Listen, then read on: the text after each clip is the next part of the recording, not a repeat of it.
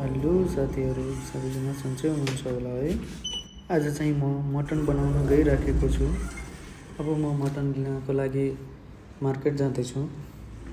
आज चाहिँ घाम धेरै लागेको रहेछ बाटोमा है, जाँदैछु।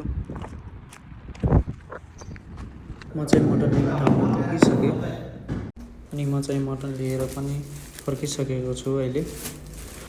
अब यो मटनलाई म पखाल्न गइरहेको छु। मटन पखालेर पनि सकिसक्यो, हेर्नुहोस्। वाउ! अब म गइरहेको छु प्याज, लसुन, हरियो खोर्सानी पखाल्नको लागि। पखालेर सकियो, अब यसलाई काट्न गइरहेको छु म।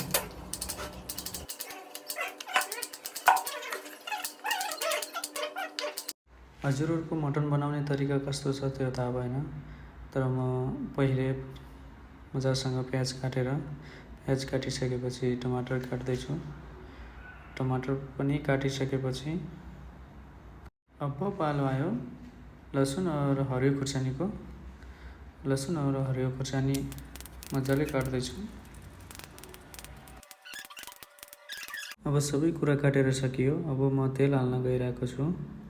तेल हालिसकेपछि अब प्याज हाल्न गइरहेको छु। अब प्याज हालिसकेपछि एकछिन पकाउँछु म।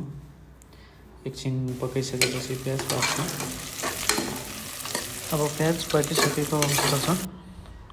प्याज पाक्छ एकछिनमा, पाकिसक्यो। अब म मटन हाल्न गइरहेको छु। अब मटनमा एकछिन पकाउँछु। फाइनल्ली हाम्रो मटन पाकिसकेको छ।